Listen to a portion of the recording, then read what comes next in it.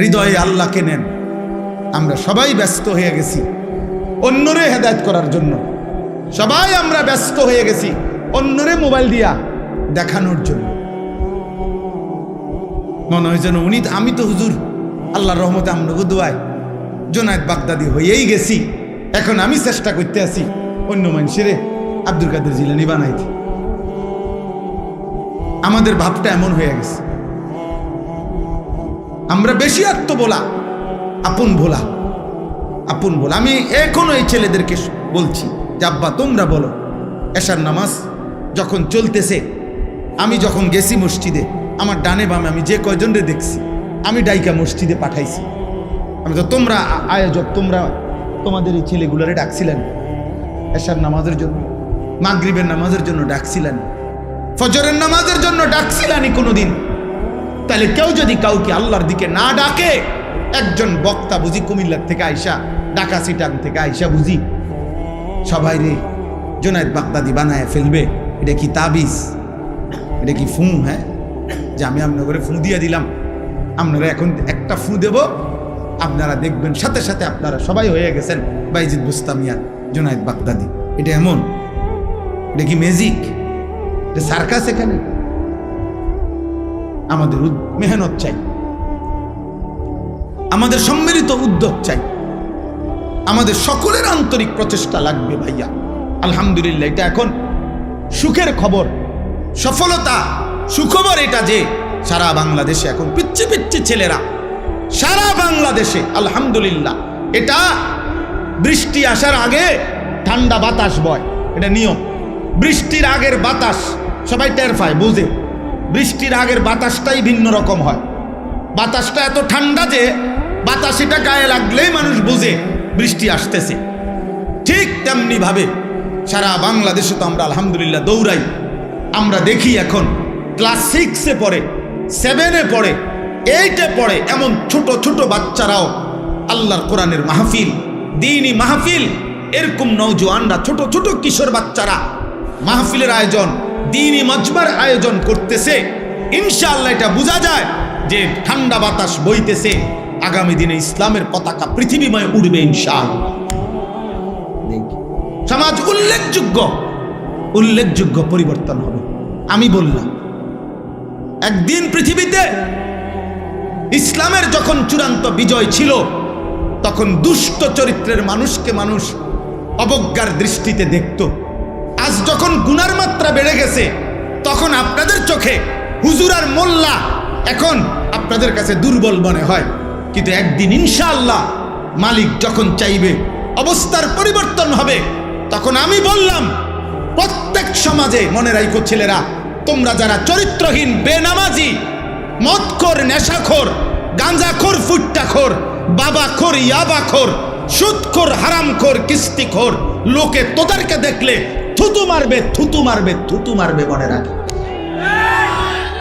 লোকে তোদেরকে দেখলে থু দিবে, থুতু মারবে ইনশাআল্লাহ। মনে রাখিস, আমি বললাম, বলবে ওই দেখ হারামখোর, বলবে ওই দেখ সুদখোর, বলবে ওই দেখ ফুট্টাখোর, বাবাখোর, দেখ। এইভাবে ইশারা দিয়ে দেখা,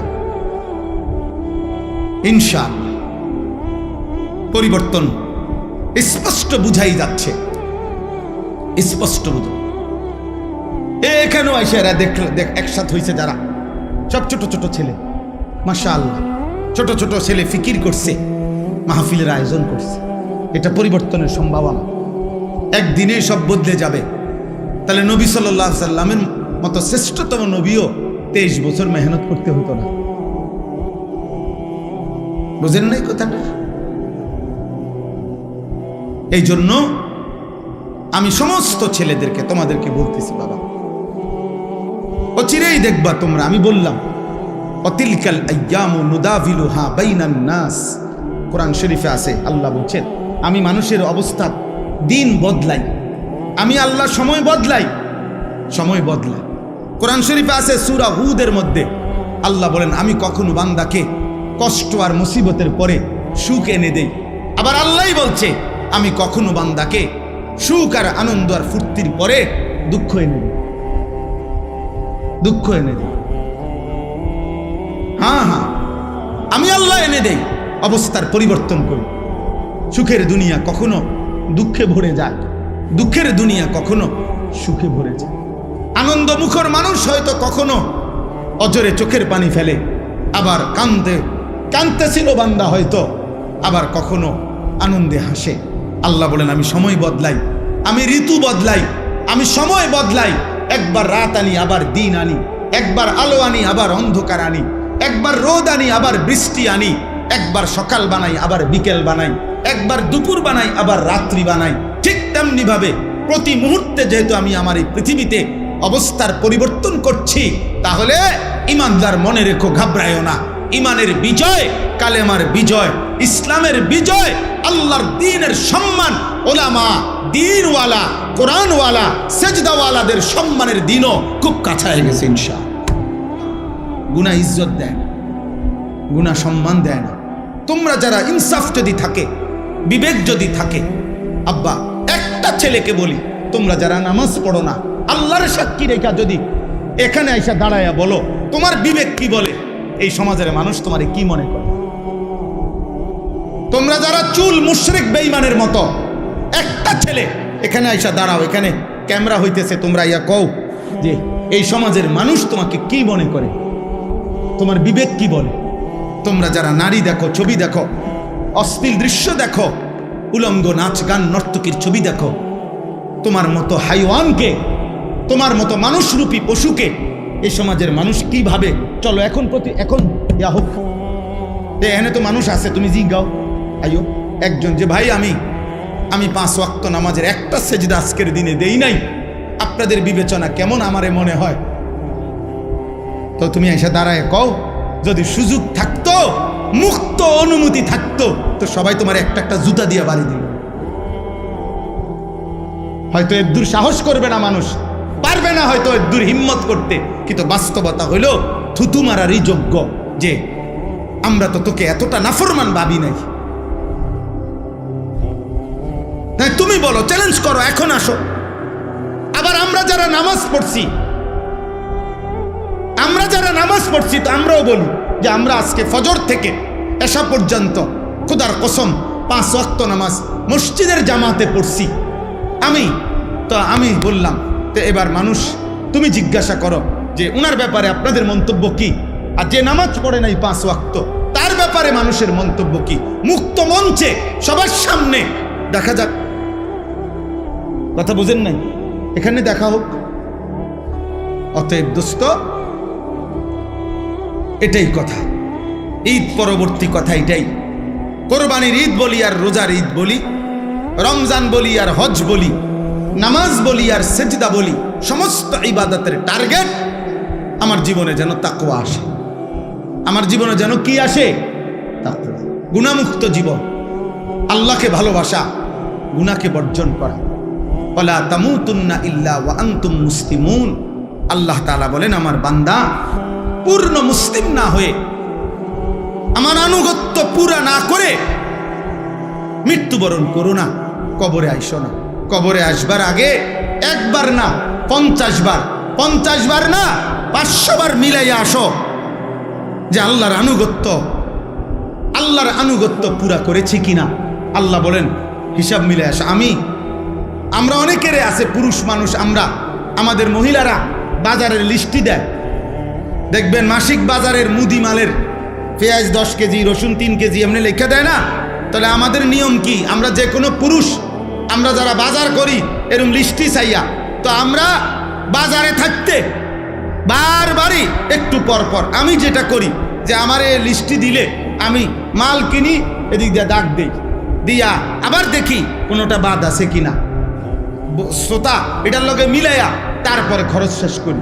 যেই দোকানদারে মালটা দেয়, যেই মুদি দোকানদার যার কাছে আমরা লেখাইছি শ্রোতা লেখায়, মানে এটার মধ্যে ও যখন ওই বস্তার মধ্যে বইরা মালটা দেয়, সবটি মাইপা সারলে ও এটার লগে মিলাই কিনা বলে, এমনি কোনা দিয়ে দাগ দেয় না, দাগ দিয়ে দিয়া হয়ে বস্তার মধ্যে মালটা বুঝাই দিয়া, এই যে মাল 13টা, এখানে দিছি 13টা, হুজুর এত দাম নেন।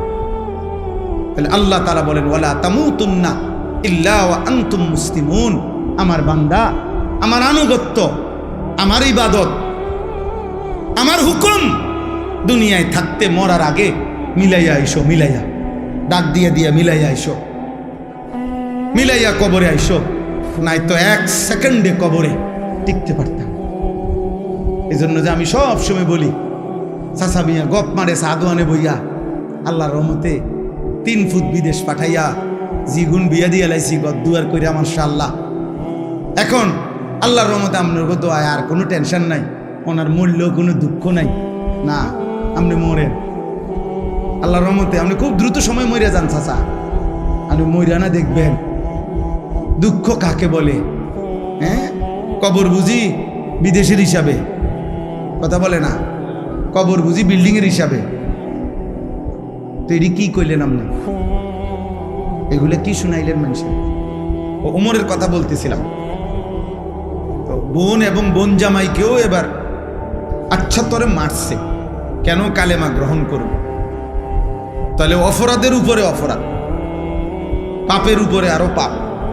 একে তো তরবারি হাতে রওনা দিয়েছে নবী সাল্লাল্লাহু আলাইহি সাল্লামকে হত্যা করবে, এটা যে কল্পনা করছে এটাও তো কত বড় পাপ, কত বড় গুনাহ। আবার এই কালেমা গ্রহণ করার অপরাধে বোন আর বোন জামাইকে আচ্ছা তরে রক্তাক্ত করে ফেলছে। কিন্তু ওমর একটা কাজ করে ফেলছে, অল্প একটু কাজ। সেটা হলো যখন রাগ থামছে, মারতে মারতে বল ফিরে গেছে, তখন ওমর রাদিয়াল্লাহু তাআলা আনহু ওনার বোনকে, বোন জামাইকে বলছে একটা কথা, যে তোমরা কি পড়তেছিলা সে শোনাও। আমি যখন ঢুকতেছি তখন শুনতেছিলাম তোমরা কি যেন পড়তেছিলা, এগুলা কি পড়তেছিলা ওটা কও। এ আরশে আজিমের মালিক আল্লাহ তাআলা বলে, বান্দা ওমর, এটুকু আগ্রহ দেখাইছ আমার কোরআন শুনবার জন্য, যা হেদায়েত দিয়ে দে। এরপরেই আল্লাহর কোরআন শুনছে এবং কিছুক্ষণের মধ্যেই নবীজির কাছে গিয়ে এই কোরআন শুনে কালেমা পড়ে মুসলমান হয়ে গেছে। তাহলে একটু আগ্রহ দেখাইছে, ফাঁকি দিয়া এতক্ষণ তো যা করছে সব উল্টা পাল্টাই করতেছিল, কিন্তু এখানে এসে একটু আগ্রহ দেখাইছে যে কি পড়তেছিলি তোরা সেটা শোনা। আল্লাহ তাআলার এটুকুই ভাল লাগছে। তো আল্লাহ তাআলা এটুকু আগ্রহের বিনিময়ে এত বড় গুনাহ করতে রওনা দিছে, হত্যা করবে নবীকে, নাউজুবিল্লাহ। এত বড় পাপের সংকল্প করে যে রওনা দিছে, এবং এখনো বোন আর বোন জামাইকে এভাবে মারছে, অন্যায় করছে, কিন্তু ওই যে বললাম একটু আগ্রহ দেখাইছে, আল্লাহর কথা শুনতে চাইছে, আল্লাহ তাআলা এর বরকতেই হেদায়েত দিয়ে দিয়েছে। সূরা তাহা কোরআনের একটা সূরা আছে, ওই সূরার কিছু অংশ তেলাওয়াত করছে। ওমর রাদিয়াল্লাহু তাআলা আনহু বলছে, থামো, আর লাগবে না, যা বুঝার আমি বুঝেছি, চলো মুহাম্মদের কাছেই যাই। তো বোন আর বোন জামাই বলছে, কেন যাইবা? বলছে, আর গর্দান নিতে না, এবার আমার গর্দানি মুহাম্মদের কদমে দিয়ে। এরপরে কালেমা পড়ে মুসলমান হয়েছে। কোরআনুল কারীমের মধ্যে সূরা হুদের মধ্যে আছে, মক্কার কাফেররা নবীজিকে বলতো, মুহাম্মদ তুমি যে আমাদেরকে কালেমার দাওয়াত দিচ্ছ, আমরা মেনে নিতাম যদি তোমার কাছে বিপুল পরিমাণ অর্থ ভান্ডার থাকতো, বিপুল পরিমাণ টাকা পয়সা ধন ভান্ডার যদি থাকতো, তাইলে আমরা তোমাকে গ্রহণ করতাম। কারণ তখন তো একটা লাভের সম্ভাবনা আছিল, যে তোমার দলভুক্ত হইলে অনেক কিছু টাকা পয়সা, খাদ্য খাবার বরাদ্দ পাওয়া যাবে। মানুষ নেতার পিছে ঘুরে উপাস থাকার জন্য, ঠিক না? নেতার পিছনে ঘুরে কেন? উপাস থাকার জন্য। খাওয়া, চুরি, যত রকমের ডাইন বাম 9-6 পাওয়া যায়, এই সমস্ত ভোগ করার জন্য। এটাই পিছনে পিছনে ঘুরার মাকসাদ। ইল্লা মাশাআল্লাহ, হ্যাঁ, যদি কেউ ভিন্ন থাকে, থাকতেই পারে, লাখের মধ্যে, হাজারের মধ্যে, কোটির মধ্যে ভিন্ন কেউ উত্তম, সব জায়গায় সব ক্ষেত্রেই আছে ছিল, থাকবে। তো এরাও বলতে লাগলো যে তোমার দলভুক্ত হইতাম, তবে যদি তোমার কাছে ধনভাণ্ডার থাকতো। কিন্তু তোমার তো তেমন কিছু নাই, মক্কায় তো আমরা চিনি তোমার বাপও নাই, মাও নাই, তুমি যে এই চাচা আবু তালেবের ঘরে লালিত পালিত, উনিও দুর্বল মানুষ আর্থিকভাবে, তাহলে কে বুঝছে তোমারে অনুসরণ করব। 2 নাম্বার, মক্কার কাফেররা বলতো, দ্বিতীয়ত আমরা তোমাকে অনুসরণ করতাম যদি দেখতাম তোমার সাথে আল্লাহর পক্ষ থেকে সরাসরি ফেরেশতা তোমার সাথে থাইকা মুখামুখি আমগরে বলতেছে যে হ্যাঁ আল্লাহর নবী আমি ফেরেশতা বলতেছি, এরকমও যদি আমরা ডাইরেক্ট দেখতাম ফেরেশতা বলতেছে তোমার পক্ষে, তাইলেও অনুসরণ করতাম। কিন্তু এইটাও তো দেখি না, সম্পদও নাই, আবার কোনো ফেরেশতাও তোমার সাথে নাই, দেখি না আমরা, তো আমরা কি বুঝে তোমার অনুসরণ করতাম। কোরআনুল কারীমের মধ্যে আছে, আল্লাহ তাআলা নবীকে বলছে, বন্ধু এমন কথার পরেও আপনি সামান্যতম ঘাবড়াবেন না, আপনি অস্থির হইয়েন না, বরং আপনি মনে রাখবেন শুধু ইন্নামা আনতা মুনদির, আপনি হচ্ছেন আল্লাহর দিকে ভয় প্রদর্শনকারী, আপনি ইন্নামা আনতা নাযীর, আপনি ভয় প্রদর্শনকারী। আপনার দায়িত্ব জাহান্নামের ভয় দেখানো, আপনার দায়িত্ব কবরের ভয় দেখানো, আপনার দায়িত্ব আখিরাতের ভয় দেখানো, আপনার দায়িত্ব আল্লাহর ভয় দেখানো, এটা আপনার জিম্মাদারি, আপনার দায়িত্ব আপনি শতভাগ গুরুত্ব দিয়ে আদায় করেন। এবার পরিবর্তন হইল কয়জন, হইল না কয়জন, বদলাইলো কয়জন, বদলাইলো না কয়জন, এর কোনোটা আপনার জিম্মাদারি না, সেটা আমি আল্লাহর ফয়সালা, ওইটা আমি দেব, ওইটা আমি দেব। তাইলে আল্লাহ তাআলাই এই নিজাম বলে দিচ্ছেন যে নিয়ম হলো এটাই, আল্লাহর কথা বলতে থাকা, আমার দায়িত্ব বলতে থাকা। পরিবর্তন হবে কে, হবে না, বদলাবে কয়জন, বদলাবে না কয়জন, খোদার কসম বাবা, এটা আল্লাহর ফয়সালা। এই জন্যই যে তোমরা যারা নামাজ পড়ো না, তোমরা যারা গুনার মধ্যে লিপ্ত আছো ছেলেরা, তোমাদের কারো পরিবর্তনই আমার হাতে না, আব্দুল কাদের জিলানীর হাতেও না, কারো হাতে না, এমনকি খুদ নবী সাল্লাল্লাহু আলাইহি সাল্লামের হাতেও কারো পরিবর্তন ছিল না। সমস্ত সিদ্ধান্ত একক একজনই, শুধু আল্লাহর হাতে। শুধু কার হাতে? যার কারণে আমাদের নবী সাল্লাল্লাহু আলাইহি সাল্লামের বলা দাওয়াতে কেউ কালেমা পড়ছে, আবার নবীজির দাওয়াতেও কেউ কালেমা প্রত্যাখ্যান করছে, প্রত্যাখ্যান করছে, গ্রহণ করে না। কেউ এক কথাতেই কালেমা পড়ছে, আবু বকর সিদ্দিক রাদিয়াল্লাহু তাআলা আনহুকে একবার প্রথম যখন দাওয়াত দিছে নবীজি, প্রথম কথাতেই আবু বকর কালেমা পড়ে মুসলমান হয়েছে, মানে 2 কথা কোন লাগছে না।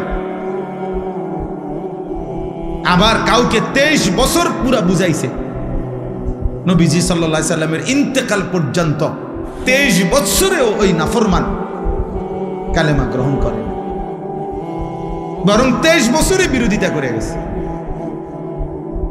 তাহলে কি বোঝা গেল? ফয়সালা কার হাতে? আল্লাহর হাতে। নবীজি সাল্লাল্লাহু আলাইহি সাল্লাম বলেছেন যতজনকে, আশা করছেন সবার জন্যই কালেমা।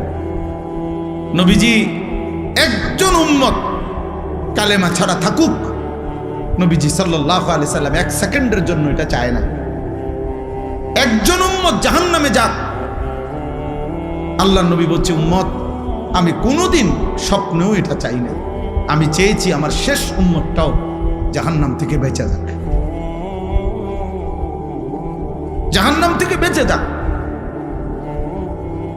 নবীজি বলছে আমি তো চূড়ান্ত খুশি হব সেদিন আমার আল্লাহর নিকটে আমার শেষ উম্মতটাকেও জাহান্নাম থেকে বাঁচাইতে পারবো যেদিন। এইভাবে নবী সাল্লাল্লাহু আলাইহি সাল্লামের আগ্রহ ছিল। ফালাআল্লাকা বাখিউন নাফসাকা আলা আথারিহিম, ভাইয়া না বসলে ফায়দা হবে না, এই দাঁড়াইয়া থাইকা লাভ হইতো না আর কি। বলে নিলাম। আর আপনি বুঝতেন না, দাঁড়াইয়া ওয়াজ কলিজায় ঢোকে না, তামসা সাউন্ড যায় শুধু। আর যাইবার সময় চটফুটি খাইয়া যাবেন গাড়ি।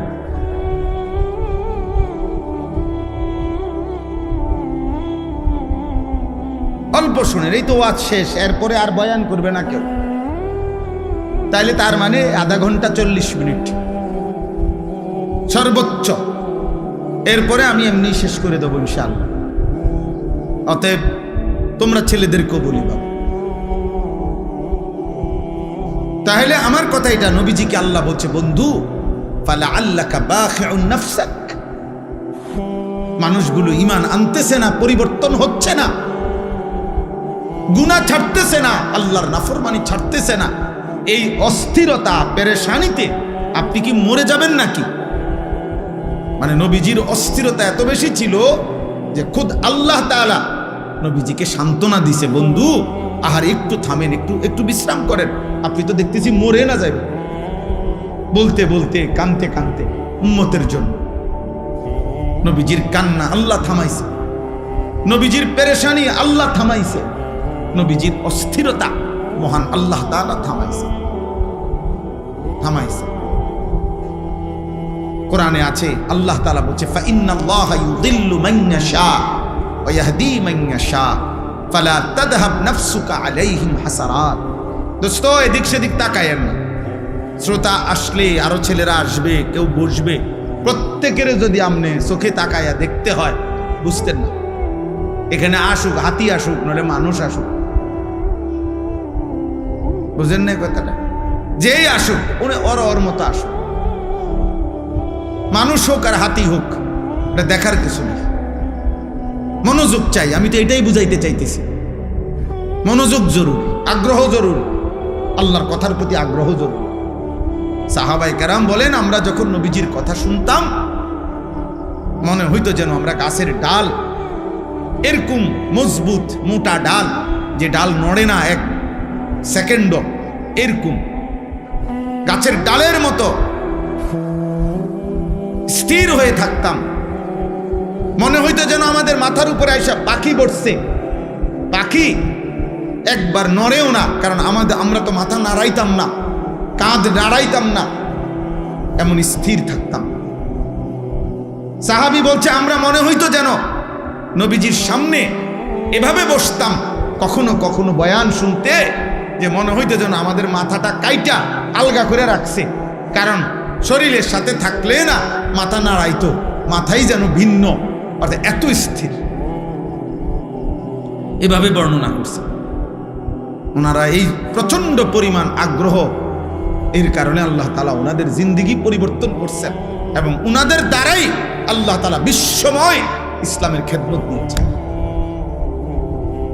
আমরা তো অধিকাংশ মুসলমান আব্বা নিজের এই পেট পিঠ, নিজের এই ছোট্ট একটু শরীর, এটুকুর সাজসজ্জা, এটুকু শরীরের আরাম আয়েশ ভোগ বিলাসিতা, এই পেশাব পায়খানা আর এই পেটের চাহিদা আর লজ্জাস্থানের চাহিদা, আহা বহু নিকৃষ্ট মানুষের জিন্দেগির 24 ঘন্টা হয় পেটের চাহিদা নয় লজ্জাস্থানের চাহিদা। এই দুই চাহিদার জন্যই জীবন শেষ, রাত শেষ হয়, দিন শেষ হয়, মাস যায়, সপ্তাহ যায়, আল্লাহ কোথায়, নবী কোথায়, ইসলাম কোথায়, দিন কোথায়, ধর্ম কোথায়, আখেরাত কোথায়, কিচ্ছুর কোনো দাঁড় দাঁড়ে না। হয় পেটের ক্ষুধা আর নাই তো লজ্জাস্থানের ক্ষুধা। এই হাইওয়ান মনে করছে আর 10টা চতুষ্পদ জন্তু জানোয়ারের মতো আমার জীবনও এটাই, আমার জীবনও এটাই, পেটের ভোগ, লজ্জাস্থানের ভোগ, এই দুই চাহিদা পূরণ করে দিনভর হয়তো খায় নয়তো মোবাইল দেখে, খাইলে পেট ভরে আর মোবাইল দেখলে লজ্জা, নারীর চাহিদা, লজ্জাস্থানের চাহিদার জন্য অশ্লীল ছবি, উলঙ্গ দৃশ্য, জিনা ব্যভিচারের দৃশ্য, এই দেখে। মানে হাইওয়ান শুধু এই দুই জিনিসের পিছনেই জিন্দেগি শেষ, আর জীবনের কোনো উদ্দেশ্য নাই, আসা যাওয়া নাই। কিন্তু সত্যিকার মোমেন যে, তার কলিজায় সারাক্ষণ আখেরাতেই থাকে, তার ফিকির আখেরাত, তার ফিকির আখেরাত। হাদিসের মধ্যে আছে সাহাবায়ে কেরাম বলতেন নবীজিকে দেখলেই মনে হইতো সারাক্ষণ কি যেন ভাবতেছে। নবীজির চেহারা মুবারকের দিকে তাকাইলেই মনে হতো মুতাওয়াসিল আল আহজান দাইমাল ফিক্র, সারাক্ষণ তিনি চিন্তাই করছেন, ফিকিরই করছেন কিভাবে আমার একটা একটা উম্মতকে জাহান্নাম থেকে বাঁচাবো। আর কেমনে বললে, আর কি বললে, আর কিভাবে বললে, আর কতভাবে বললে, আর কি কি উদ্যোগ নিলে আমার উম্মত জাহান্নাম থেকে বাঁচবে, নামাজ পড়বে, আল্লাহ চিনবে। এই ফিকিরই সারাক্ষণ নবীজি সাল্লাল্লাহু আলাইহি সাল্লাম করতেন, এই ফিকিরই করতেন। একজন বাবার এটাই উচিত, একজন মার এটাই উচিত, একজন মানব দরদি সমাজ সেবক তার মূল দায়িত্ব এটাই ভাবনা যে মানুষ কেমনে জাহান্নাম থেকে বাঁচবে, মানুষ কেমনে আল্লাহর কাছ থেকে হাসরের ময়দানে জাহান্নাম থেকে বাঁচবে, কেন কবরের আযাব থেকে বাঁচবে কেন। সত্যিকার মুমিন মুসলমানের স্ত্রী বলেন, ছেলে বলেন, মেয়ে বলেন, দেশ বলেন, পাড়া বলেন, মহল্লা বলেন, একজন ইমানদার মুসলমানের মূল ফিকির নিজের এবং প্রতিটা মানুষের জাহান্নাম থেকে বাঁচানোর ফিকির। ইন্নামা আনতা নাদির, নবীজিকে আল্লাহ এটাই বলছে, ঘাবড়াবেন না।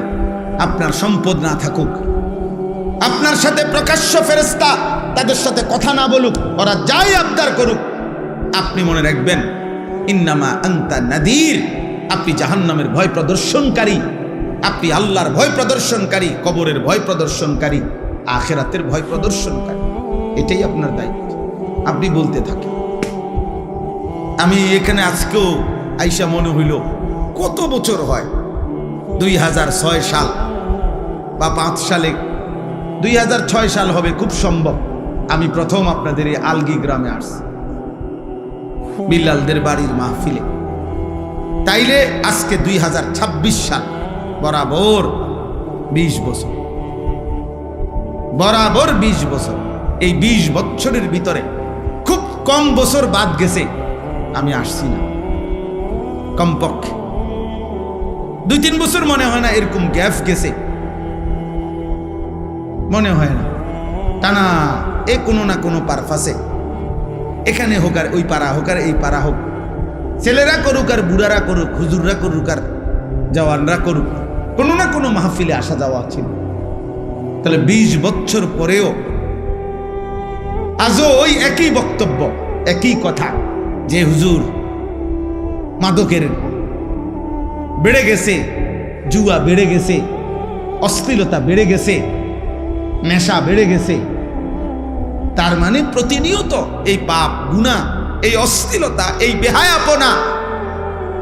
কারণ আমরা অল্প কয়েকজন মানুষ হয়তো ভাবি মানুষকে গুনাহ থেকে ফেরাবার, আর সংখ্যাগরিষ্ঠ একটি জাতির, একটি দেশের, একটি রাষ্ট্রের, একটি সমাজের সংখ্যাগরিষ্ঠ মানুষ চায় অশ্লীলতা আরো বেড়ে যাক, অসভ্যতা বেড়ে যাক।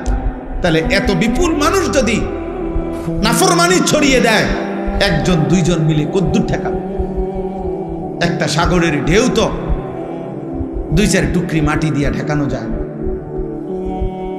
একটা নদীর ঢেউ তো আব্বা 2-4 টুকরি মাটি দিয়া বাদ দেওয়া যায় না, বাদ দেওয়া যায় না। কক্সবাজারের উত্তাল ঢেউ, বঙ্গোপসাগরের, এটা আমরা মাটি কাইটা বেড়া দিলে, বাদ দিলে তো আটকাবে।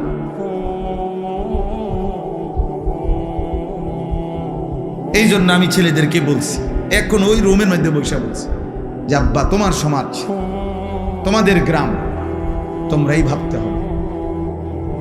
আমি আরেক জায়গার থেকে আসছি, আরেক জায়গার থেকে এসে আবার চলে যাব, কিন্তু যার যার সমাজ, যার যার বাবা মা, যার যার সমাজের অভিভাবক, ওনাদেরই দায়িত্ব ওনাদের সমাজের সন্তানদেরকে আল্লাহর দিকে ফিরানো। আলগা হুজুর দিয়া বলাই যাবে 1 ঘন্টা, আধা ঘন্টা, 2 ঘন্টা, কিন্তু পরিবর্তনের জন্য আপনাদের সম্মিলিত উদ্যোগ এবং 2 জন ছেলে, 1 জন ছেলেও যদি থাকো, ছেলেরা তোমাদের মধ্যে কেউ, যে সমাজ মানুষের চুরি, জিনা, মদ, জুয়া, নারী, বেহায়াপনা, অশ্লীলতা দেখে যদি কারো কলিজার মধ্যে ভাবনা আসে, আহা আমার সমাজ কি করছে, তাইলে তোমারই দায়িত্ব তুমি উদ্যোগ নাও, নাই তো পরিবর্তন আসবে না, পরিবর্তন আসবে না। এ মোবাইলে ছবি দিলেন, ফেসবুকে ছবি দিলেন, আমরা মাহফিল করেছি, হুজুর আসছেন, শ্রোতা আসছে, শ্রোতা গেছে, কারো 10টা ছবি, কারো 20টা ছবি মোবাইলে দিয়া দিছে, এরপরে নতুন ছবি আইসা পিছনের গুলারে ফেলে দিছে। এইগুলার কোনো কিচ্ছু আসে যায় না, কিচ্ছু আসে যায় না। এই জন্য আমি সবার কাছে বলি, আপনারা যারা আছেন, ছেলেরা তোমরা যারা আছো, সবার বিবেক একসাথে নড়ে না। কিছু মানুষের বিবেক মরে যায়, কিছু নাফরমান আল্লাহর নাফরমানি করতে করতে কলিজা বন্ধ হয়ে যায়। খোদার কসম, এটা কোরআনে আল্লাহ বলছে। পাপ করতে করতে, নামাজ না পড়তে পড়তে, আল্লাহকে সেজদা না দিতে দিতে, অশ্লীলতার, নাফরমানি, বেহায়াপনা, অসভ্যতার, নোংরামি করতে করতে খোদার কসম আল্লাহ বলেন, অসংখ্য নাফরমানকে এক পর্যায়ে আমি তার অন্তর মোহর মেরে দেই, কান মোহর মেরে দেই, চোখে চূড়ান্ত পর্দা ফেলে দেই, আর কোনোদিন হেদায়েত দেই না। একদিন আমার ফেরেশতা দিয়া, লাথি দিয়া জাহান্নামেই ফেলে দেই।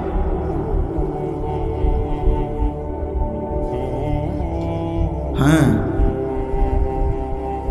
খাতামা আলা সামঈহি ওয়া কলবি ওয়া জাআলা আলা বাসারিহি গিশাওয়া। গুনাহ এর জন্য লম্বা করতে নাই, পাপকে দীর্ঘ করতে নাই। পাপের দীর্ঘ হইলে, গুনাহ লাগাতার হইলে সবচেয়ে বড় মুসিবত হইল, আর কোনোদিন যদি আল্লাহ ফিরার সুযোগ আল্লাহ না দেয়, তো পৃথিবীর সমস্ত পীর বুজুর্গ যদি বাইকটাও কাউরে খাবায়, আর আব্দুল কাদের জিলানীর আব্বাও যদি কবরের থেকে আসে, মালিক যদি বলে তোরে আমি হেদায়েত দেব না, তো কায়নাতের সমস্ত পীর বুজুর্গ একসাথে তসবিহ পড়েও আপনারা আর হেদায়েত দিতে পারবে। আল্লাহ যাকে হেদায়েত দিবে না বলে ফেলে, তাকে আর কায়নাতের কেউ দিতে পারে না।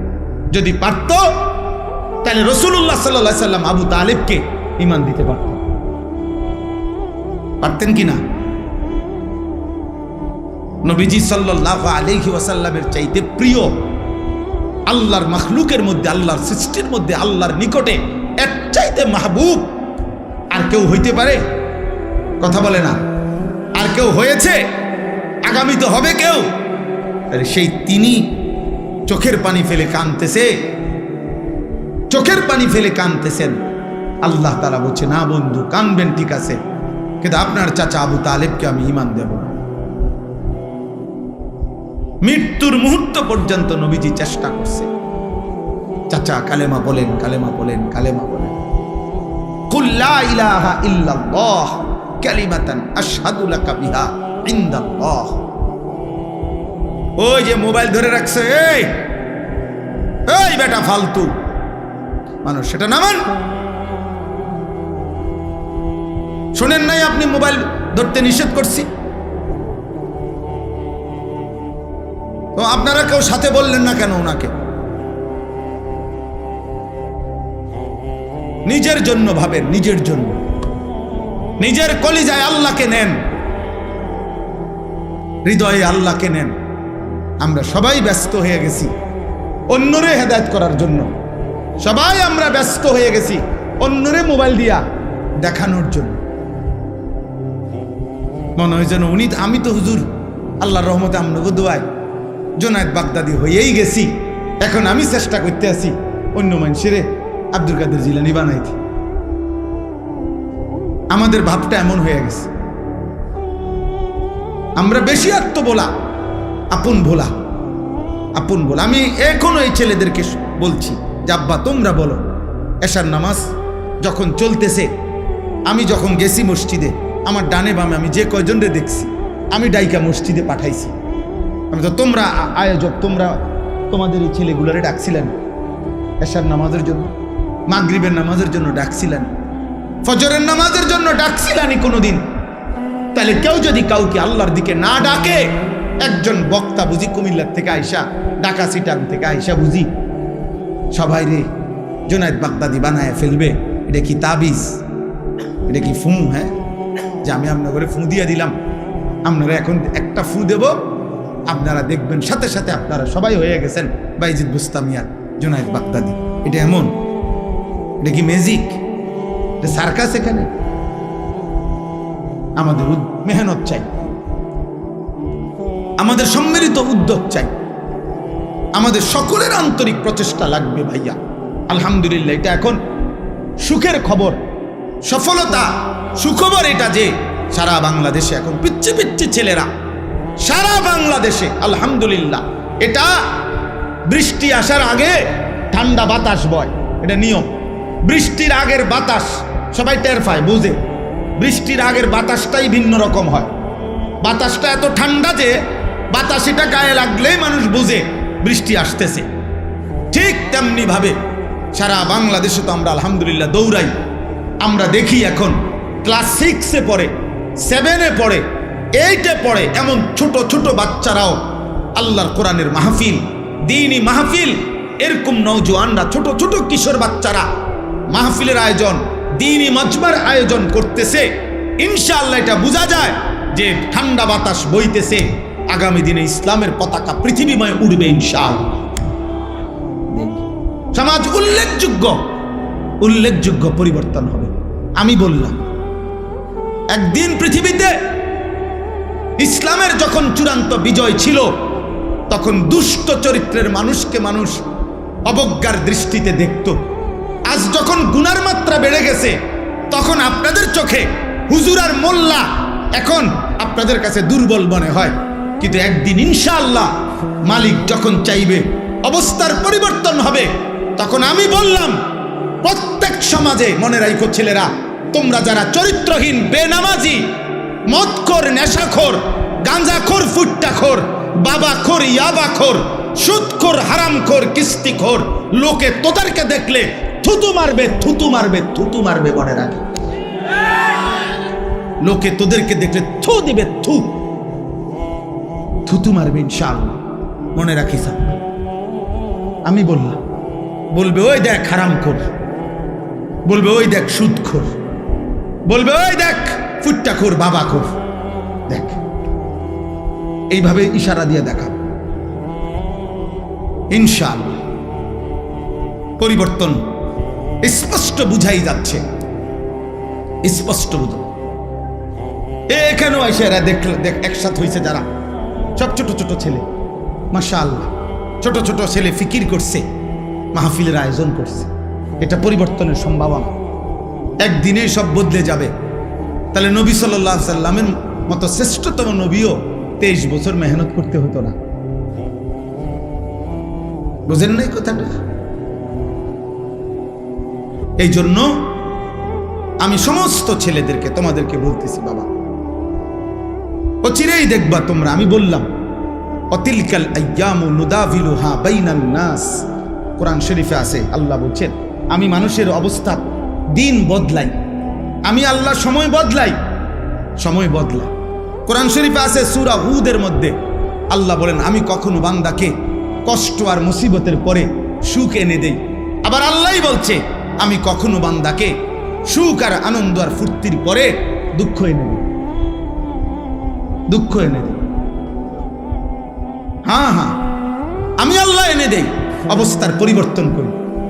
সুখের দুনিয়া কখনো দুঃখে ভরে যায়, দুঃখের দুনিয়া কখনো সুখে ভরে যায়। আনন্দ মুখর মানুষ হয়তো কখনো অজরে চোখের পানি ফেলে, আবার কাঁদতেছিল বান্দা হয়তো, আবার কখনো আনন্দে হাসে। আল্লাহ বলেন আমি সময় বদলাই, আমি ঋতু বদলাই, আমি সময় বদলাই। একবার রাত আনি, আবার দিন আনি, একবার আলো আনি, আবার অন্ধকার আনি, একবার রোদ আনি, আবার বৃষ্টি আনি, একবার সকাল বানাই, আবার বিকেল বানাই, একবার দুপুর বানাই, আবার রাত্রি বানাই। ঠিক তেমনি ভাবে প্রতি মুহূর্তে যেহেতু আমি আমার এই পৃথিবীতে অবস্থার পরিবর্তন করছি, তাহলে ইমানদার মনে রেখো, ঘাবড়ায়ও না। ইমানের বিজয়, কালেমার বিজয়, ইসলামের বিজয়, আল্লাহর দ্বীনের সম্মান, ওলামা, দ্বীনওয়ালা, কোরআনওয়ালা, সেজদাওয়ালাদের সম্মানের দিনও খুব কাছায় গেছে ইনশাআল্লাহ। তোমরা গুনাহ ছাড়ো, অসভ্যতার সীমা ছাড়ায় যাচ্ছ তোমরা। 24 ঘন্টায় যাদের এক ওয়াক্ত নামাজ পড়তে মন চায় না, নাফরমান সন্তান, মনে রাখিস সীমা ছাড়ায় যাচ্ছ। 24 ঘন্টা যারা নারী ছাড়া, ছবি ছাড়া, মোবাইলের উলঙ্গ দৃশ্য ছাড়া যাদের রাত কাটে না, দিন কাটে না, নাফরমান মনে রাখিস সীমা ছাড়ায় গেছে। এটা বাড়াবাড়ি, বাড়াবাড়ি, এটা বাড়াবাড়ি। দিবানিশি যারা মদের আড্ডায়, নেশার আড্ডায়, মনে রাখিস নাফরমান সীমা ছাড়ায় গেছে। ঠিক হবে না এটা। যে মালিক রোদ আনে সে মালিক বৃষ্টিও আনে, যে মালিক হাসায় সে মালিক কাঁদায়, সুখ যে মালিক দেয় দুঃখ সেই মালিকে দেয়, জীবন যে মালিক দেয় মৃত্যু সেই মালিকেই দেয়, সুস্থতা যিনি দেয় অসুস্থতা তিনিই দেয়, হায়াত যিনি দেয় মৌত তিনিই দেয়। না ভিন্ন কেউ? কথা বলেন না, ভিন্ন কেউ না, একই আল্লাহ। ওয়া আন্নাহু হুয়া আদহাকা ওয়া আবকা। আল্লাহ বলেন আল্লাহই হাসান, আল্লাহই কাঁদা। আদহাকা মানে আল্লাহ হাসান, আবকা মানে আল্লাহ কাঁদা। ওয়া আন্নাহু হুয়া আমাতা ওয়া আহইয়া। আল্লাহ বলেন আল্লাহই মৃত্যু দেন, আল্লাহই জীবন, আল্লাহই জীবন দেন, আল্লাহই রাত আনেন, আল্লাহই দিন আনেন, আল্লাহই আনেন। প্রতি সেকেন্ড আল্লাহই বদলায়, প্রতি মুহূর্ত সময়ের প্রত্যেকটা সেকেন্ড বদলায় কে? কথা বলেন না, কে বদলায়? রাত, এই যে এখন রাত, কে আনলেন? আগামীকালকের ভোর আনবে একমাত্র কে? তিনি যদি রাত ধরে রাখে কারো ক্ষমতা নাই, আলো আনবে। তিনি যদি আলো ধরে রাখে কারো ক্ষমতা নাই, অন্ধকার আনবে। বলো ভাই, আফসোসের বিষয়, আফসোসের বিষয়। আব্বা এশার নামাজের টাইম হইছে, এই সময়ও যে ছেলেগুলো এখানে দাঁড়াইয়াছিল, এমন অসভ্য বেয়াদব কেমনে হইল আব্বা? মুসলমানের ঘরে এত বড় বেয়াদব সন্তান কেমনে হইল? বাবার অপমান তুমি, মায়ের অপমান। নামাজ চলতেছিল, এখন ওয়াজ শুনতে আসছে। কি ওয়াজ শুনবো আব্বা? ওয়াজ মানে তো ফুটবল খেলা না, ওয়াজ মানে তো নাটক আর সিনেমা না, ওয়াজ মানে তো আখিরাতের কথা, ওয়াজ মানে তো নামাজের কথা, ওয়াজ মানে তো কবরের কথা, ওয়াজ মানে তো নসিহত, ওয়াজ মানে তো গুনাহ ছাড়ার কথা, ওয়াজ মানে তো তাকওয়ার কথা, আল্লাহকে ভয় করার কথা। আল্লাহ আমাদেরকে বুঝ দান করে, আল্লাহ আমাদেরকে ফিকির দান। তোমরা একটা একটা ছেলের কাছে আমানত, কেউ একজনই বুঝো, কিন্তু এটা মনে রেখো, গুনাহ ইজ্জত দেয় না। নারী, ছবি, মদ, জুয়া, জিনা, ব্যভিচার ঈমান থেকে বিচ্ছিন্ন করে দেয়। আমি হাদিস বলি, আল্লাহ নবী সাল্লাল্লাহু আলাইহি ওয়াসাল্লাম বলেন, যে ব্যক্তি জিনা করে, নারীর সাথে কোনো হারাম কাজ করে, খোদার কসম এই এক পাপ। আর হলো অশারিবাল খামরা, যে নেশা করে, মদ খায়, গাঁজা খায়, বাবা খায়, ফুট্টা খায়, ফেন্সিডিল খায়, ইয়াবা খায়, এমন নিকৃষ্ট নাফরমান, খোদার কসম আল্লাহ নবী বলছে, বেবিচারী আর নেশাখোর, এই দুই নাফরমানের কলজাত থেকে ওই পাপ অবস্থায় আল্লাহ তাআলা ঈমান খুলে রাখা দেয়। এই কোরআন ধরে বলি, কোরআন হাতে ধরে বলি, আল্লাহ তার কলিজা হৃদয় থেকে ঈমান বের করে ফেলে। আল্লাহ বলে, নেশাখোর ঈমানটা দিয়ে যা, যা, আমার ঈমান আমি রেখে দিলাম, এবার বেঈমান যা, তুই যা। আল্লাহ বলে, চরিত্রহীন লম্পট, নারীর সাথে গুনাহ করবি, ঠিক আছে যা, আমার ঈমান আমারে দিয়া যা, আমি ঈমান রেখে দিলাম, কালিমা রেখে দিলাম, এবার যা। কি সাংঘাতিক কথা! ঈমানবিহীন যদি মৃত্যু হয়, এই ঈমান যদি আর ফিরে না আসে, এই কালেমা যদি আর ফিরে না যায়, তো দুনিয়ার মানুষে না জানে আপনি মুসলমান, আপনি মানুষে না জানে, আইডি কার্ডে না, তো কবরে কি মানুষ আইডি কার্ড দেয়নি? ভোটার আইডি কার্ড কবরে দেয়নি কেউ, জন্ম নিবন্ধন সনদ দিয়ে কোনো কবরে দরকার আসেনি। আসল সত্য জানে কে? আসল হাকিকত জানে কে? আল্লাহ। এই জন্য কোরআনুল কারীমে আল্লাহ বলছে, বান্দা কোরবানি তো করছো সবাই, কিন্তু আসমানে পৌঁছে কোনটা সেটা তো আমি আল্লাহ তাআলা বলে দিয়েছি, ওয়ালাকিন ইয়ানালুহুত তাকওয়া মিনকুম। তাকওয়া গুনাহমুক্ত জীবন।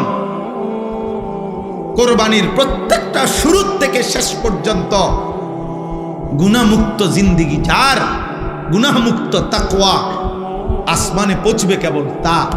বাকিগুলো জমিনের কোরবানি জমিনেই থাকে। কোরবানি তো করছিল হাবিল, কোরবানি তো করছে কাবিল। পৃথিবীর আশ্চর্য গুরুত্বপূর্ণ কথা হলো, সর্বপ্রথম এই পৃথিবীতে দুইটা কোরবানি হয়েছে মাত্র। প্রথম দিন হাবিল আর কাবিল, কোরবানি হয়েছে মাত্র দুইটা। প্রথম দিন সর্বপ্রথম, সেই প্রথম দিনের দুইটা কোরবানির মধ্যেই আল্লাহ বলছে কোরআনে, ফাতুকুব্বিলা মিন আহাদিহিমা ওয়ালাম ইউতাকাব্বাল মিনাল আখার। একটা কোরবানি কবুল হলো, একটা কোরবানি কবুল হলো না। তাহলে মাত্র কোরবানি হয়েছে দুইটা, ওইখানেই আল্লাহ একটা বাদ করে দিছে। সেই প্রথম দিনে একটা ফেলে দিছে, আল্লাহ বলছে কবুল হয় নাই একটা। তো সেখানেই আল্লাহ বলে দিছে, ইন্নামা ইয়াতাকাব্বালুল্লাহু মিনাল মুত্তাকিন। শোনো বান্দা, কিয়ামত পর্যন্ত কেউ কোরবানি কবুল হবে তার তাকওয়া থাকবে যার। কোরবানি কবুল হবে কার বলেন? বলেন না সবাই, বলেন কার? তাকওয়া থাকবে যার। তাকওয়া মানে গুনাহমুক্ত জীবন। তাকওয়া মানে কি বলেন? গুনাহমুক্ত জীবন। গুনাহমুক্ত জীবন, গুনাহমুক্ত। কি কি গুনাহমুক্ত? এক নাম্বার সম্পদ গুনাহমুক্ত। এজন্য সুদখোরের টাকায় কোরবানি হয় না, ঘুষখোরের টাকায় কোরবানি হয় না, কিস্তিখোরের টাকায় কোরবানি হয় না, প্রতিদিন বাজারে ব্যবসা করে যে ওজনে কম দেয় এই হারামখোরের টাকায় কোরবানি হয় না, মানুষকে নিয়মিত যে ঠকায়, প্রতিনিয়ত প্রতারণা করে, অবৈধ উপার্জন করে, হারাম রোজগার করে, এই হারামখোরের এই টাকায় কোরবানি আদায় হয়। গোস্ত সিদ্ধ হয়, গোস্ত কি হয়? সিদ্ধ। রুটি দিয়ে খাওয়ান যায়, এটার সমস্যা নাই। রুটি দিয়ে তো ঝোলও খাওয়া যায়, গরুর গোস্ত খাওয়া যায়, মুরগির গোস্ত খাওয়া যায়, রুটি দিয়ে খাইতে অসুবিধা নেই, হেটার লেগে আটকাইতো না। চুলা জিড়েই দেন, পাত্তর চুলা দিলেও সিদ্ধ হয়ে যাবে। বুঝেন না কথা? পাত্তর দিলেও এটা কি হয়ে যাবে? নরম হয়ে যাবে। পাত্তর নরম হয় না আগুনের মধ্যে?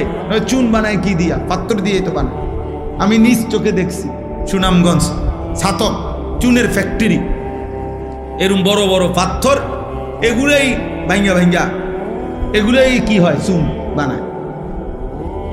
পাথর এই আগুনের মধ্যে গলে গলে নরম হয়, এগুলোর মধ্যে মেডিসিন কেমিক্যাল দেয়, তো এর ফলে চুন হয়।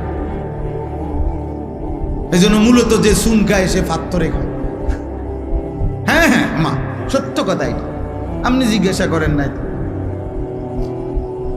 তাইলে সিদ্ধ হবে, রুটি দিয়া খাওয়া যাবে আব্বা, কিন্তু গুনাহমুক্ত না হলে আসমানে যাবে না। ইন্নামা ইয়াতাকাব্বালুল্লাহু মিনাল মুত্তাকিন। নিশ্চয়ই আল্লাহ কোরবানি কবুল করবে তার, তাকওয়া থাকবে যার। সমস্ত আমলের মধ্যে এই কথাটাই আজকে পড়ছি। সমস্ত ইবাদতের মধ্যে এক মুসলমান, খোদার কসম, এক মুসলমানের জিন্দেগির সব কিছুতে মনে রাখতে হবে তাকওয়া হলো তার প্রথম প্রধান তার নজর।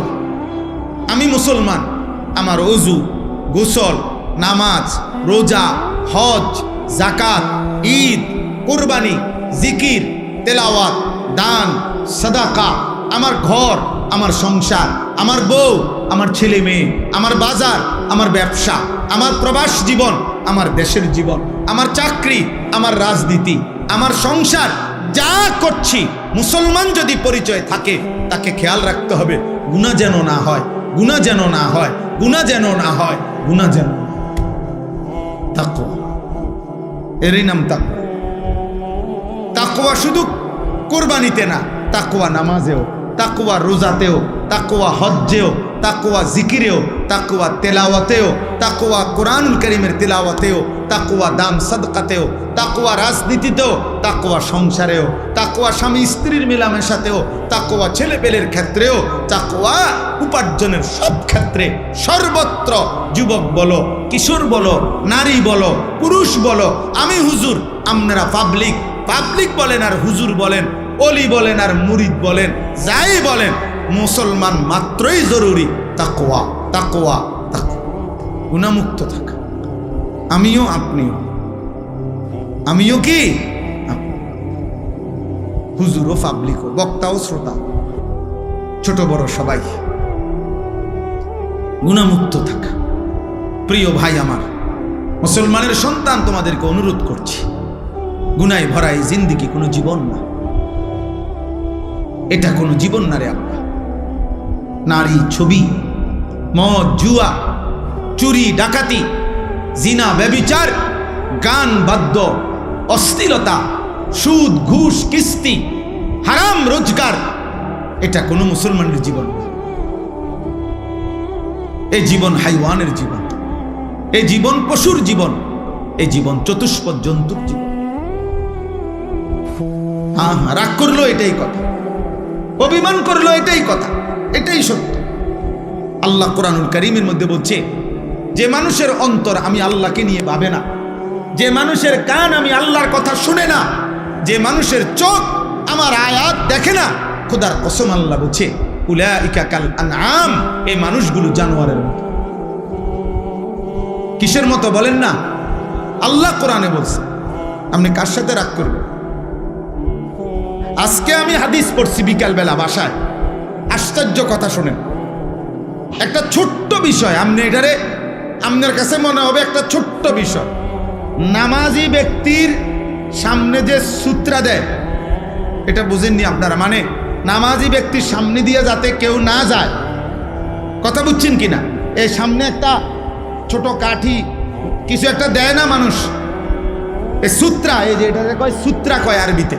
মানে নামাজি ব্যক্তির সামনে কমপক্ষে সেজদার জায়গাটুকু পার করে একটা কিছু থাকা, যাতে করে এই নামাজির এই সামনে কোনো মুসলমান যাতে কি না যায়। তো নবীজি বলছেন, যদি কোনো ব্যক্তি জানতো যে নামাজি ব্যক্তির সামনে দিয়ে অতিক্রম করা কি পরিমাণ গুনাহ, যদি এটা বুঝতো, তাইলে প্রয়োজনে 40 বছর টানা দাঁড়াইয়া থাকত। এক হাদিস।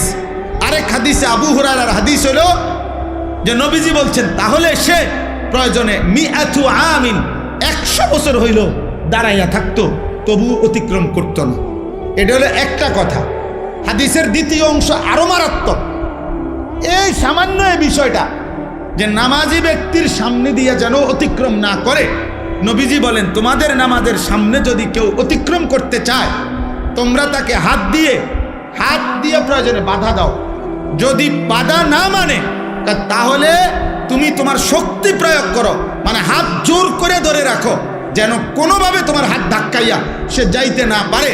নবীজি বলেন এরপরে শব্দ, ফাইন্নামা হুয়া শাইতানুন, শাইতানুন, খোদার কসম নবী বলে, এর সামনে দিয়ে যে লোকটা চলে যাইতেছে নিশ্চয়ই সে শয়তান।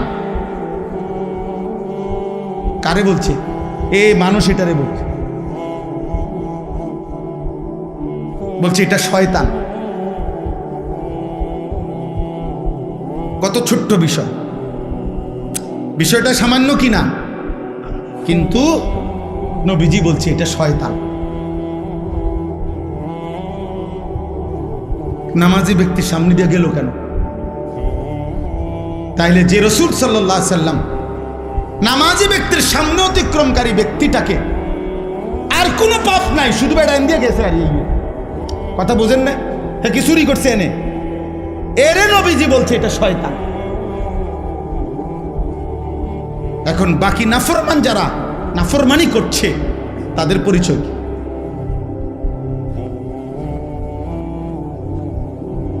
তাদের পরিচয় কি? নাউজুবিল্লাহ। দোস্ত আমার, বন্ধু আমার, ছেলেরা আমার, কেউ হয়তো তোমারে ধরতেছে না, কেউ হয়তো তোমারে ছুঁইতেছে না, কেউ হয়তো তোমারে ফিরাইবার মতো সাহস করছে না, ফলে তুমি যা ইচ্ছা তাই করে নষ্ট হয়ে যাচ্ছ।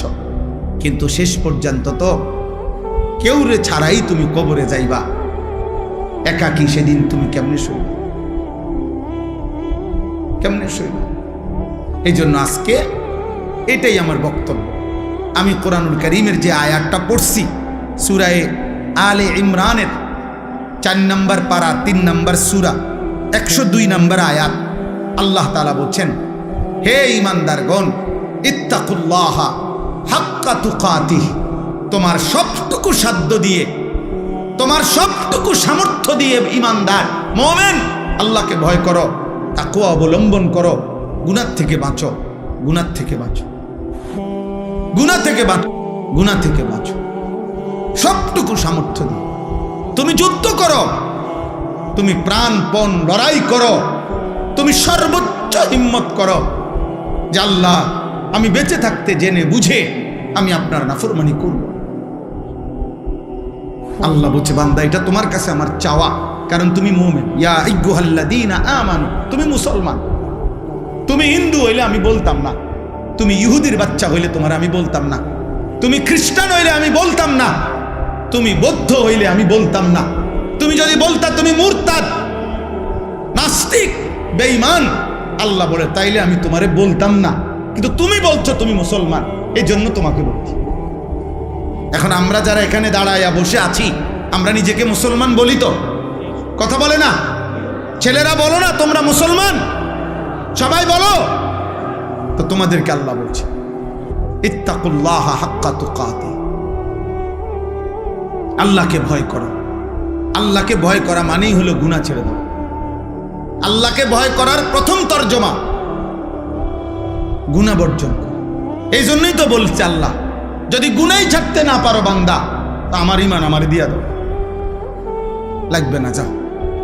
তোমার মতো 2-4 জন নষ্ট মানুষ ঈমানদার না হইলেও আমার আখিরাতে অসুবিধা হবে না, আমার জান্নাতেও লোকের ঘাটতি হবে।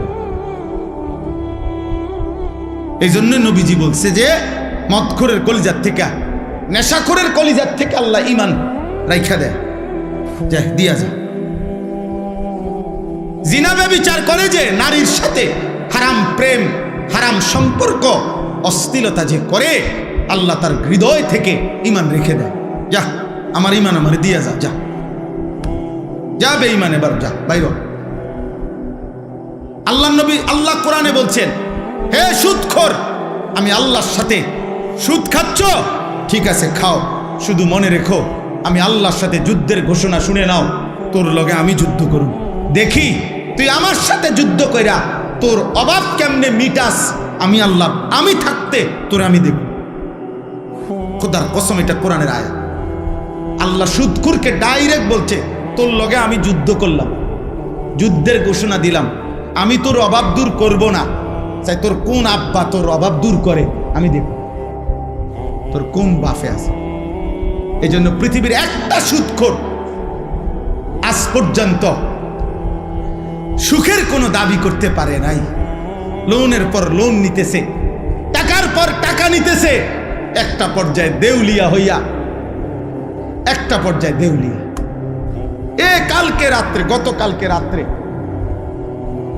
আহা, একজনের কথা আমারে বলতেছে, একজন শুনাইছে, দোয়া চাইছে যে হুজুর, লোন নিতে নিতে, সুদ নিতে নিতে 400 কোটি টাকা নিছে, নিয়ে একসাথে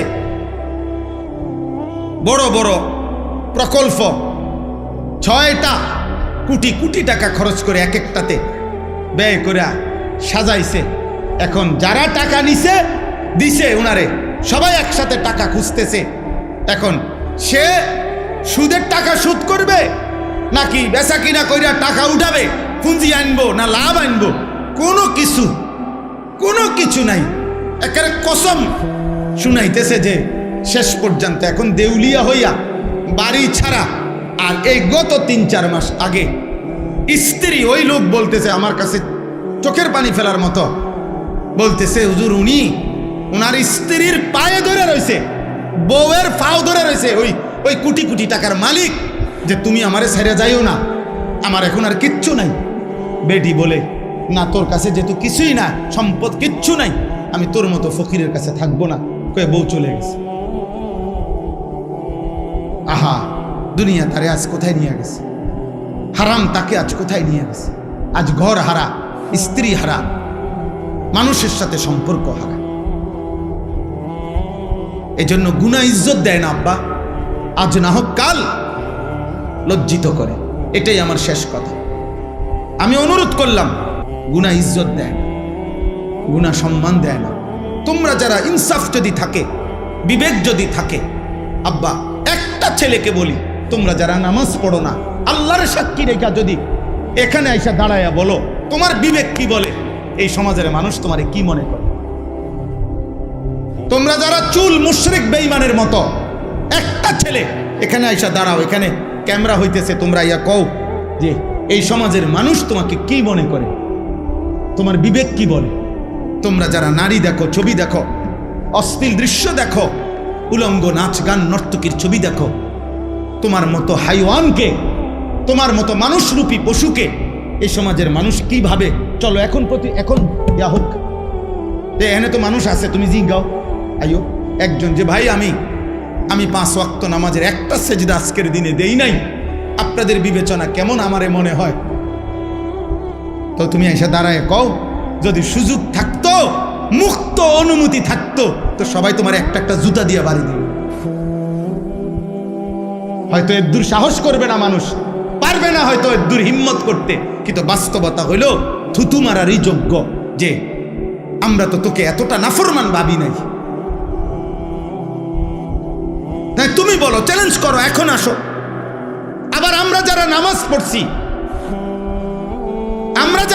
পড়ছি তো আমরাও বলি যে আমরা আজকে ফজর থেকে এশা পর্যন্ত খোদার কসম 5 ওয়াক্ত নামাজ মসজিদের জামাতে পড়ছি। আমি বললাম, তো এবার মানুষ তুমি জিজ্ঞাসা করো যে উনার ব্যাপারে আপনাদের মন্তব্য কি, আর যে নামাজ পড়ে নাই 5 ওয়াক্ত তার ব্যাপারে মানুষের মন্তব্য কি? মুক্ত মঞ্চে সবার সামনে দেখা যাক। কথা বুঝেন নাই? এখানে দেখা হোক। অতএব দোস্ত, এটাই কথা, ঈদ পরবর্তী কথা এটাই। কোরবানির ঈদ বলি আর রোজার ঈদ বলি, রমজান বলি আর হজ বলি, নামাজ বলি আর সেজদা বলি, সমস্ত ইবাদতের টার্গেট আমার জীবনে যেন তাকওয়া আসে। আমার জীবনে যেন কি আসে? তাকওয়া। গুনাহমুক্ত জীবন, আল্লাহকে ভালোবাসা, গুনাহকে বর্জন করা। ওয়ালা তামুতুন্না ইল্লা ওয়া আনতুম মুসলিমুন। আল্লাহ তাআলা বলেন, আমার বান্দা পূর্ণ মুসলিম না হয়ে, আমার আনুগত্য পুরা না করে মৃত্যুবরণ করো না, কবরে আইসো না। কবরে আসবার আগে একবার না 50 বার, 50 বার না 500 বার মিলাইয়া আসো যে আল্লাহর আনুগত্য পুরা করেছি কিনা। আল্লাহ বলেন হিসাব মিলে আসো। আমরা অনেকেরে আছে, পুরুষ মানুষ আমরা, আমাদের মহিলারা বাজারের লিস্টি দেয়, দেখবেন মাসিক বাজারের মুদি মালের পেঁয়াজ 10 কেজি, রসুন 3 কেজি এমনি লেখা দেয় না? তাহলে আমাদের নিয়ম কি? আমরা যে কোনো পুরুষ, আমরা যারা বাজার করি এরকম লিস্টি চাইয়া, তো আমরা বাজারে থাকতে বারবারই একটু পর পর আমি যেটা করি যে আমার এই লিস্টি দিলে আমি মাল কিনি, এদিক দিয়ে দাগ দিই, দিয়া আবার দেখি কোনোটা বাদ আছে কিনা, শ্রোতা এটার লগে মিলাইয়া তারপরে খরচ শেষ করি। যেই দোকানদারে মালটা দেয়, যেই মুদি দোকানদার যার কাছে আমরা লেখাইছি, শ্রোতা লেখায়, মানে এটার মধ্যে ও যখন ওই বস্তার মধ্যে বইরা মালটা দেয়, সবটি মাইপা সারলে ও এটার লগে মিলাই কিনা বলে, এমনি কোনা দিয়ে দাগ দেয় না, দাগ দিয়ে দিয়া হয়ে বস্তার মধ্যে মালটা বুঝাই দিয়া, এই যে মাল 13টা, এখানে দিছি 13টা, হুজুর এত দাম নেন। তাহলে আল্লাহ তাআলা বলেন, ওয়ালা তামুতুন্না ইল্লা ওয়া আনতুম মুসলিমুন। আমার বান্দা, আমার আনুগত্য, আমার ইবাদত, আমার হুকুম দুনিয়ায় থাকতে মরার আগে মিলাইয়া আইসো, মিলাইয়া ডাক দিয়ে মিলাইয়া আইসো, মিলাইয়া কবরে আইসো, নাই তো 1 সেকেন্ডে কবরে টিকতে পারতাম। এই জন্য যে আমি সব সময় বলি, চাচা মিয়া গপ মারে সাদওয়ানে বইয়া, আল্লাহর রহমতে 3 ফুট বিদেশ পাঠাইয়া জিগুন বিয়া দিয়া লাইছি, গদ্দুয়ার কইরা মাশাআল্লাহ। এখন আল্লাহর রহমতে আপনার দোয়ায় আর কোনো টেনশন নাই, ওনার মূল্য কোনো দুঃখ নাই। না, আপনি মরেন, আল্লাহর রহমতে আপনি খুব দ্রুত সময় মরিয়া যান চাচা। আপনি মরিয়া না দেখবেন দুঃখ কাকে বলে। কবর বুঝি বিদেশের হিসাবে, কথা বলে না, কবর বুঝি বিল্ডিংয়ের হিসাবে। তো এটি কি কইলেন আপনি? এগুলো কি শুনাইলেন মানুষের?